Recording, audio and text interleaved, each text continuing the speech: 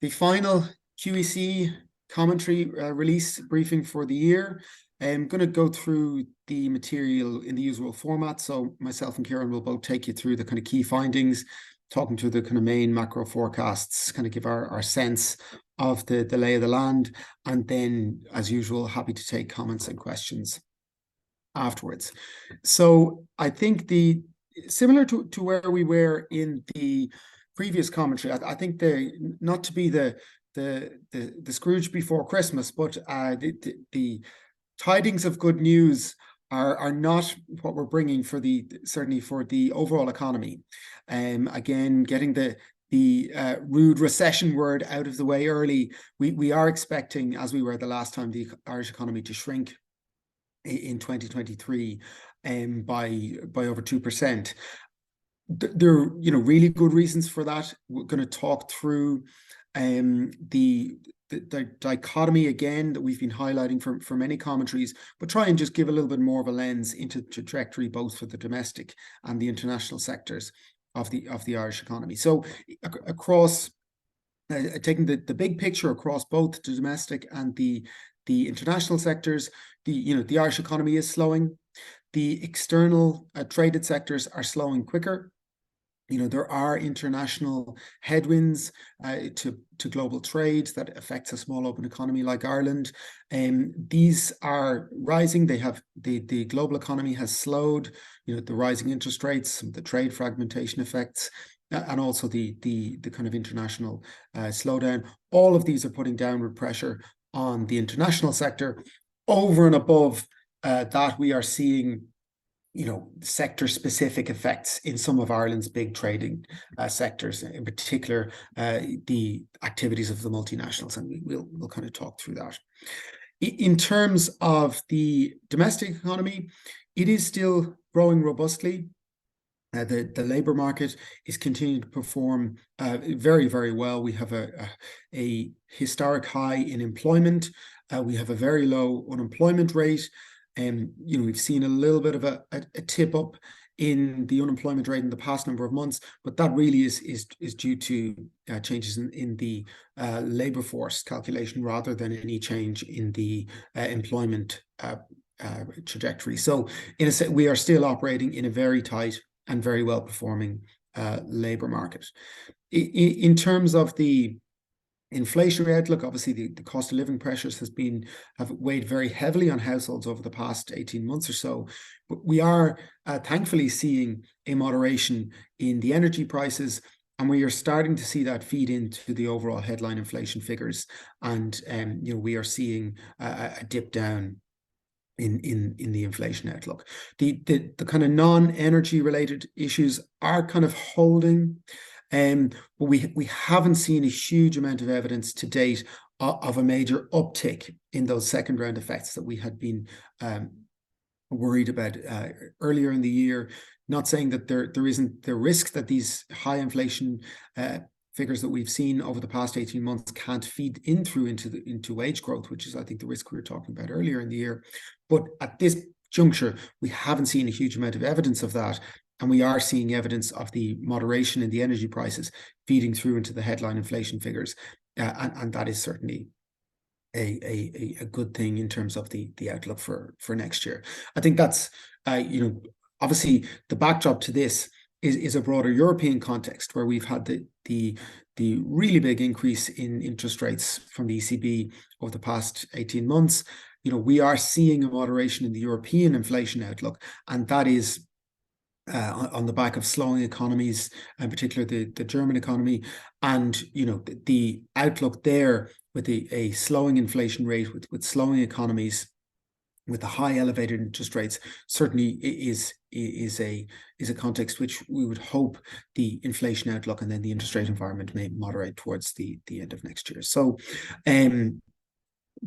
all of that together gives us this picture. If you look at the table here, we've GDP falling for this year, but growing moderately next year.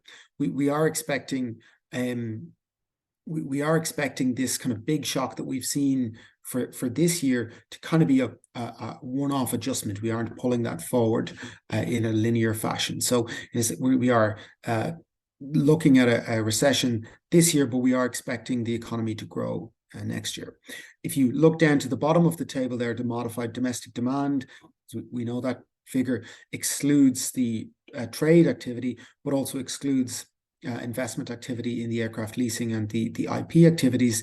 We are still seeing growth in modified domestic demand for this year, and we expect it to grow for next year. So domestic economy still growing, but some of the multinational activities related to pharmaceuticals and some of the internationalization activities are pulling down the overall growth rate into negative territory for this year. In terms of the public finances, we'll talk through that in some detail as well. But again, still in a very strong position, and the corporation tax receipts have outperformed again what we had expected through the November receipts.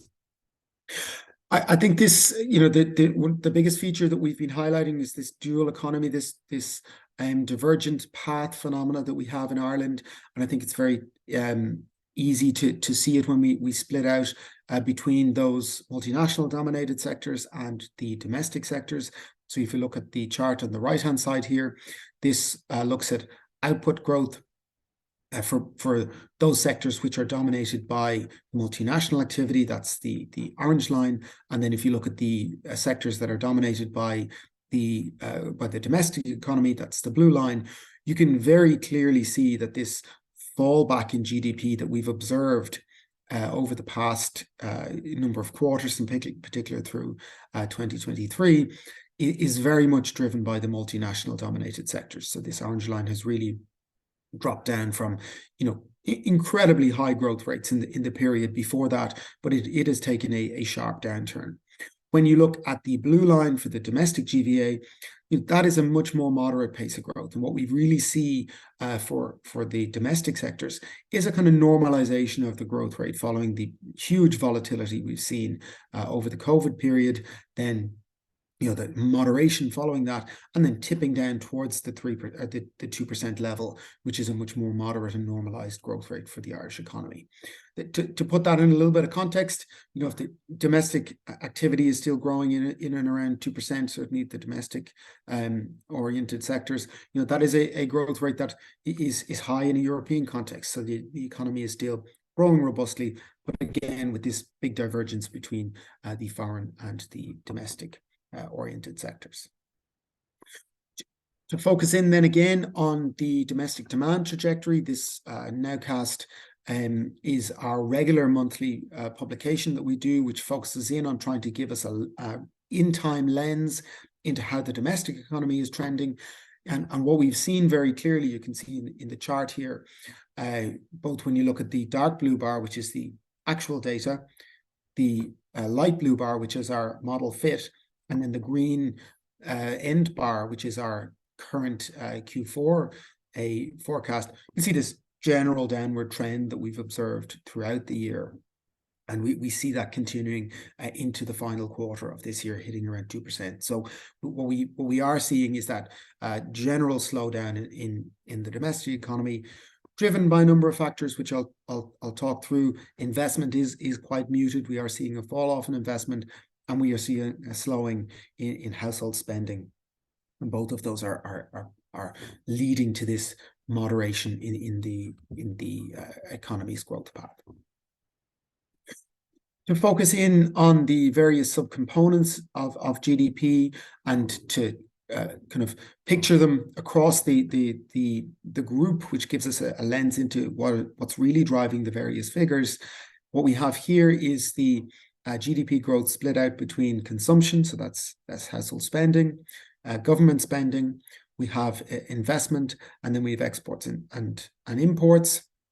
We present two things in this chart. The red bar, what that is it's the first 3 quarters of this year compared to the first 3 quarters of last year. So it pretty much gives us our annualized growth rate for 2023 with as much data as we have available to us. And then what the purple dot here shows is the very latest quarterly growth. So the most recent national accounts data that we have, so that's for the third quarter of 2023. I think the picture is reasonably clear here. We can see consumption is still growing.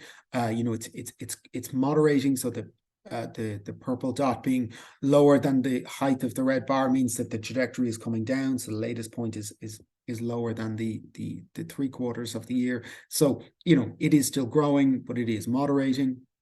The growth rate is tailing off. The real drop that we're seeing for this year is coming through exports, which is falling, and the investment, which is coming back. Talk a little bit about investment. That is being affected by some really big investments in 2022 by the multinationals, which are raised the base to which we're comparing with. So the decline this year is bigger, but the export decline is real and is in this particular year. So accumulating these effects, overall, we are seeing a decline, or expecting a full year decline in GDP for 2023. To just go in on the subcomponents in a little bit more detail, focusing first here on domestic spending. We have seen strong consumer spending throughout the past number of years. We saw very strong spending last year, which kind of was a rebound following the COVID period. But then households have really experienced multiple shocks over the past 18 months or so. So we've had the very rapid rise in inflation throughout last year and into this year. Obviously, that squeezes real incomes. What we've also had is the increase in interest rates.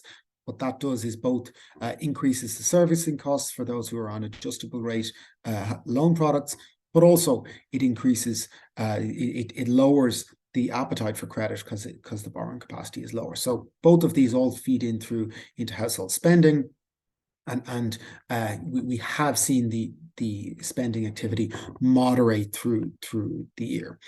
Obviously, one of the features of the pandemic was a big buildup in savings. There was a large volume of savings accumulated through the pandemic. That savings ratio has come down as well, in line with the moderation of consumption. And in a sense, when you look at our forecast, what we're looking at this year, just over 3%, very robust household spending. But we are expecting these accumulated factors, the reduction in the savings ratio, the increase in the interest rates, and the ongoing cost of living challenges, to moderate the spending for next year. So we're expecting lower consumption growth next year, but still reasonably robust in a cross-country context. To focus in on the multinational activities, I think the chart here really shows a good lens into what's happening. So we've obviously had this overall fall in exports. That's the orange line here. But when you break that out between goods and services, both of these account for about half of Irish exports each, you can see that the drop-off has been on the goods side and hasn't been on the services side. That's actually quite interesting for us, because the services exports are dominated by computer services. And actually, there was a lot of risk associated with that, given the adjustments in that sector earlier in the year. But actually, computer services have, in terms of exports, have held up reasonably well through the year. So that has been a source of stability for the economy through 2023. Where we have seen the drop off has been in pharmaceutical exports, has been in some of the other machinery and equipment exports related to the kind of global supply chains, and also in the internationalized activities that are reported, the merchanting, the goods for processing, these international activities. These have fallen back this year. All of that has led to an overall decline in exports. So this is really what's pulling back our trading activity. In terms of the imports, we are seeing that drop as well this year. Obviously, there's a big import content in exports. So when exports come down, imports come down too. But also, a huge amount of our investment goods, our capital goods, are imported. And as investment has come down, then we've seen a commensurate drop in imports in line with that. So there has been a fallback in imports for this year. For next year, we are expecting that global trade conditions will rebound in line with the activity of the international economy. So we aren't expecting this to be a continued trend of dropping exports. That may occur if some of these sector specific effects continue to kick in, but at this point in time we are expecting a rebound next year.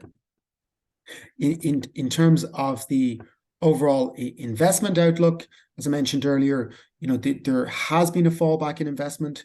There are a number of headwinds. Obviously the global international economic outlook is one of those. The elevated financing costs that firms have faced over the period ahead is a factor which has dragged back investment, and we are seeing a big decline in overall investment this year. When you look at the chart, it moves from the overall investment to the modified, which removes the aircraft leasing and the IP, and then the next bar, which excludes construction for the modified. All of these are coming back, which are both related to the drop back from the multinational sector in terms of the investment activity and slower investment more broadly. Interesting, when we look at the construction, we are seeing quite a dual effect here. The residential construction investment is still strong, but the non-residential construction is falling back. So this would be the commercial real estate activity. To finally focus in on the housing investment before I hand over to Kieran, as I mentioned there, we did see strong continued growth for the first 3 quarters of the year in terms of housing completion. So this is the dwellings investment.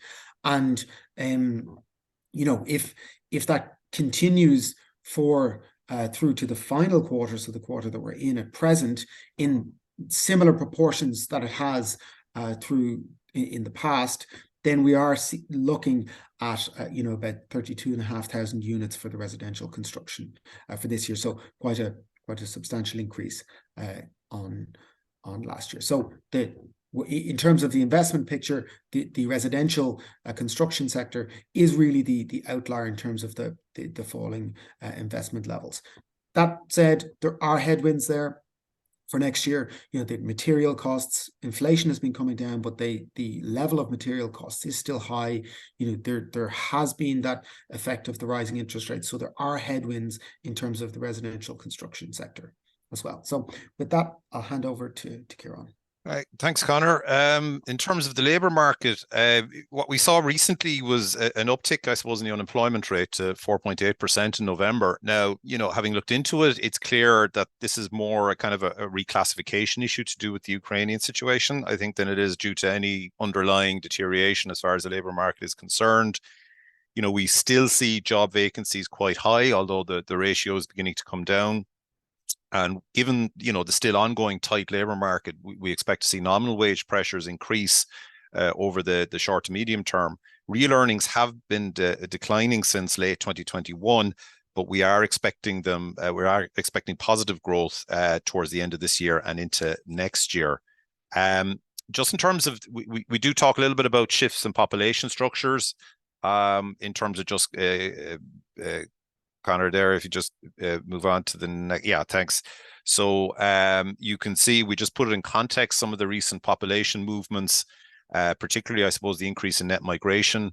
It is quite high, but still kind of somewhat off the Celtic Tiger peak around 2006 and 2007. And the largest age group that we see moving to Ireland is in the 25 to 44-year-old category. Population obviously has been increasing faster than people would have expected, and that was borne out by some of the recent estimates from the CSO. Clearly, this will feed into the work which our colleagues are doing on the structural demand piece for housing. And Conor just referred there to the construction level, the supply levels going up to 32,000. We will have that work published in the new year, and obviously it's factoring in the changing population dynamics. One point we would make about that is that, this work is very sensitive to the various different assumptions made underpinning it. So I think it is essential, that any estimate in this area is rigorously based, and certainly the work that will be forthcoming in the new year, will be subject to the usual kind of peer review process that all ESRI publications are. And I think that's particularly important as far as this issue is concerned. Moving on then, just to talk about inflation. As Conor said at the outset, we are seeing a moderation in inflation. So this year, our estimate actually for 2023 is slightly higher than what we said last time out. But next year we see inflation coming down to 2.9%. So, obviously we see energy prices coming down this year, which will likely feed into the other categories of inflation as we move forward. And indeed, you can see that in terms of the developments of the CPI components, and particularly, in relation to energy and housing. And you can see that actually in the next slide there, Connor, thanks. So you can see the shift in the composition of the CPI over time. I think it's a nice graph, if you like, illustrating the different contributions of the various different components. And we do talk a good bit about that in the text. Moving on to the public finances. Obviously, these were buoyed quite considerably by the November estimates for the corporation taxes. We had seen, a moderation, if you like, in corporation taxes for the 3 months prior to November. So the November number was a bit of a surprise, and it does put the public finances generally in a fairly good position. So you can see our, forecast for the general government balance next year at 1.7%. For this year, 1.7%, and then next year at 1.7% as well. And that's obviously after the monies have been diverted to the various different investment funds, which were outlined in the budget. If we go on to just talk a little bit about the budget, obviously we have the contribution from our colleagues in the tax, welfare and pensions team, the special article to the commentary, which looks at the distribution implications of the budget. And I think some really interesting results coming from that analysis in terms of this issue about targeted versus non-targeted contribution. The budget was a substantial package. The tax package, for example, was worth around 1.3 billion. I think it was obviously framed in the context of, still elevated inflation rate. So, we think that the budget probably would have benefited from being somewhat more targeted in nature. We do welcome the establishment of the Future Ireland Fund and the Climate and Nature Fund. We do think that's particularly welcome in terms of, it imposes the discipline, if you like, of delineating between the sustainable and unsustainable funds potentially coming in from corporation taxes. And also hopefully it will and has, as one of its kind of stated aims is to ensure that capital expenditure is less cyclical going forward. So I think that would be a considerable benefit. Just on the budget, there's been some, obviously some criticisms recently about, the government breaking its expenditure rule. Maybe we can pick that up and talk a little bit more about it in questions. But, I think you have to be careful, really, in terms of that rule. Our argument would be that, I think more attention needs to be focused on the validity or how well these rules are parameterized, as opposed to, requiring the government to stick rigidly to them. Because certainly, I think in terms of the expenditure rule, we would have, some question marks about how well it is parameterized, particularly in the context of where the economy is at present. Moving on to the assessment. So overall, as Conor outlined, international trade is certainly slowing down. We are seeing the kind of, the multinational sector of the economy, certainly slowing. And overall, in terms of its contribution, we are seeing that negative GDP figure. However, I think in terms of underlying growth in the economy as characterized by modified domestic demand, we are still seeing that grow. We expect to see it grow next year. We also expect to see GDP bounce back next year. So while technically, a contraction in GDP is obviously a recession, I think the underlying performance of the economy is still strong. And whatever about MDD, particularly when you look at things like the tax receipts and you look at the labor market, that does point to an economy that is still performing quite robustly, albeit one that is encountering, significant headwinds at present. In terms of the other categories, as we said, consumption investment are continuing to grow in the year to Q3. However, as far as investment is concerned, it's clear that residential housing is the one area that is experiencing significant growth, while other areas are experiencing difficulties. And the public finances continue to remain in a fairly positive and strong position. And as I said, I think the initiation of those investment funds is a particularly good idea in terms of ensuring that capital expenditure is less cyclical and more sustained over the medium term.